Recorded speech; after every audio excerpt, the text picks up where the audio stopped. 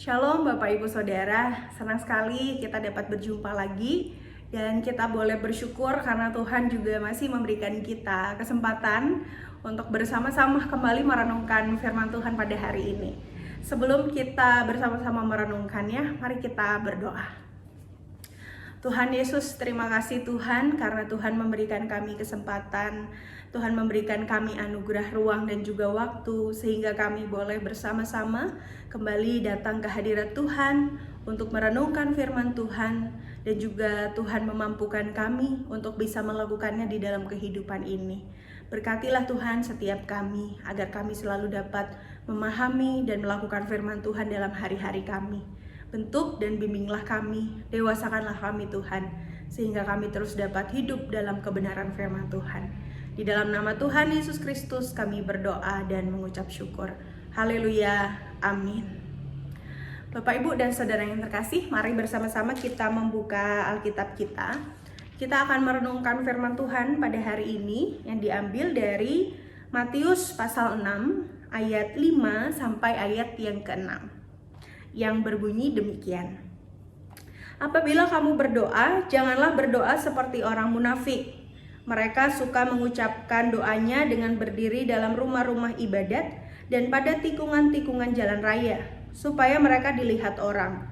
Sesungguhnya aku berkata kepadamu, mereka sudah mendapat upahnya. Namun jika engkau berdoa, masuklah ke dalam kamarmu, tutuplah pintu dan berdoalah kepada Bapamu yang ada di tempat tersembunyi. Maka Bapamu yang melihat yang tersembunyi akan membalasnya kepadamu. Sampai di sini Bapak Ibu Saudara pembacaan kita. Yang berbahagia adalah kita yang tidak hanya membaca, tetapi juga merenungkan dan melakukannya dalam kehidupan kita hari lepas hari. Bapak Ibu dan Saudara terkasih, tema kita pada hari ini adalah berjudul atau bertema apa yang penting. Nah, dengan tema ini maka kita juga diperhadapkan dengan sebuah pertanyaan. Apa sesungguhnya hal yang penting dalam hidup kita? Bapak Ibu, jika Bapak Ibu Saudara pada saat ini menggunakan aplikasi WhatsApp, di dalam aplikasi tersebut ada salah satu fitur yang sangat menarik, yaitu kita bisa memberikan PIN dari nomor-nomor yang ada dalam kontak kita. Tetapi ternyata tidak bisa semua nomor, hanya 3 nomor Bapak Ibu Saudara. Atau mungkin bisa juga grup gitu ya, yang kita anggap penting, makanya kita bisa di-pin gitu. Nanti ada tandanya di sebelah kanan atau kiri. Nah, hanya 3 Bapak Ibu Saudara. Nah, saya tidak tahu apakah Bapak Ibu Saudara sudah menggunakan fitur ini. Karena sepertinya pada saat ini semua kita sudah menggunakan WhatsApp. Ada juga beberapa yang saya jumpai ya, jadi dia yang di-pin itu adalah grup keluarga, grup gereja, dan satu lagi ya ada beberapa orang yang dianggap penting gitu ya. Nah, di PIN itu Bapak Ibu artinya menjadi sebuah prioritas. Jadi di antara chat-chat WhatsApp kita ada 3 yang kita prioritaskan. Nah, ketika kita sudah pasang dan sematkan tanda PIN, maka kontak atau grup tersebut akan menjadi di atas posisinya. Sekalipun ada banyak chat yang masuk, tapi posisi itu tidak akan tergeser karena kita sudah menyematkannya ya di PIN, sehingga itu akan berada di deretan paling atas. Nah, Bapak Ibu Saudara, jika kita juga melihat dalam hidup kita hari lepas hari, apakah kita juga melakukan demikian? Ada bagian-bagian dalam hidup kita yang juga kita pasang PIN-PIN di dalamnya, sehingga ini menjadi sebuah prioritas dalam hidup kita. Hal yang penting dan kita tidak mau melupakannya. Nah, kira-kira apa saja? Silahkan Bapak Ibu bisa menjawab secara pribadi. Nah, Bapak Ibu, ini juga ada kaitannya dengan bacaan kita. Bacaan kita tentang hal berdoa. Berdoa adalah sesuatu hal yang tentu ini sangat penting bagi setiap kita. Dan tentu ini bukanlah hal yang asing bagi kita. Berdoa rasanya sudah setiap hari kita lakukan. Tapi apakah kita juga sudah mengetahui hal penting di dalam hal berdoa? Karena itu Bapak Ibu Saudara, ada sebuah teguran yang diberikan bagi setiap orang yang ketika melakukan berdoa ya, atau menjalankan hal berdoa, tetapi dia tidak mengerti apa yang seharusnya ia lakukan atau bagaimana sikap berdoa yang tepat dan yang berkenan bagi Tuhan. Bacaan kita Bapak Ibu Saudara menunjukkan ada teguran yang diberikan. Ya, dikatakan jangan sampai kita berdoa seperti orang munafik.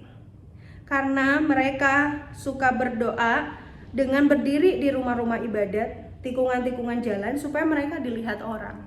Hal berdoa yang sangat penting yang juga perlu kita lakukan, tetapi ketika dilakukan dengan cara yang kurang tepat, maka itu juga akan mengalami pergeseran dari makna berdoa itu sendiri. Mengapa? Karena yang kita kejar bukan lagi tentang bagaimana kita berbicara pada Tuhan, tetapi bagaimana orang melihat kita dan orang membicarakan kita. Bapak Ibu Saudara, dikatakan jika itu yang diharapkan, maka setiap kita atau orang-orang tersebut sudah mendapatkannya. Orang-orang mengetahui, orang-orang mendengar, dan orang-orang membicarakan. Karena orang-orang ini berdoa di pinggir-pinggir jalan, di rumah ibadat, dengan suara yang lantang, yang keras. Bapak Ibu Saudara, tetapi dalam bacaan kita, Yesus menunjukkan, Yesus memberitahu bahwa jika kita berdoa, masuklah ke dalam kamarmu, tutup pintu, berdoa pada Bapamu yang ada di tempat tersembunyi, maka Bapamu yang melihat tersembunyi akan membalasnya kepadamu.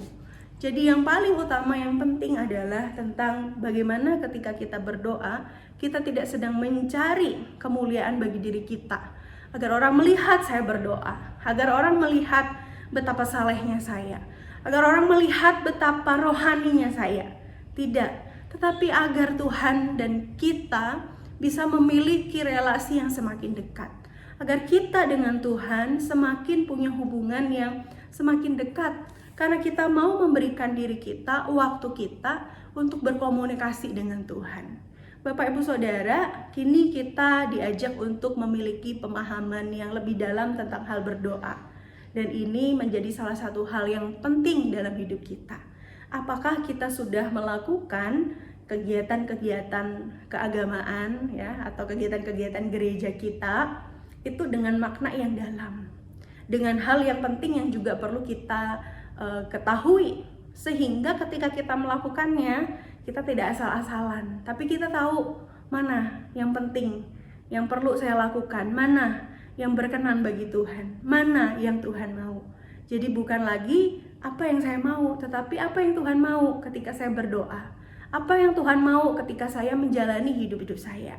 Bapak Ibu Saudara, ingat dan lihatlah hal-hal penting yang Tuhan ajarkan bagi kita. Dan mari kita pin itu, agar itu menjadi sebuah kebiasaan, dan itu juga kemudian dapat kita lakukan di dalam setiap hari-hari kita. Amin, Tuhan memberkati kita. Mari kita berdoa. Tuhan, terima kasih Tuhan mengajar kami untuk boleh melihat kehidupan kami, agar ketika kami melakukan setiap kehidupan kami, agar kami juga melayani Tuhan, kami melihat ada hal-hal yang penting yang juga perlu kami ketahui, yaitu melakukannya seturut dengan kehendak Tuhan. Berkati dan mampukan kami Tuhan, agar kami juga tidak sembarangan ketika kami menjalani kehidupan kami ini. Terima kasih Tuhan, di dalam nama-Mu kami berdoa dan mengucap syukur. Haleluya, amin. Bapak Ibu Saudara, selamat merenungkan kebenaran Tuhan. Tuhan Yesus memberkati.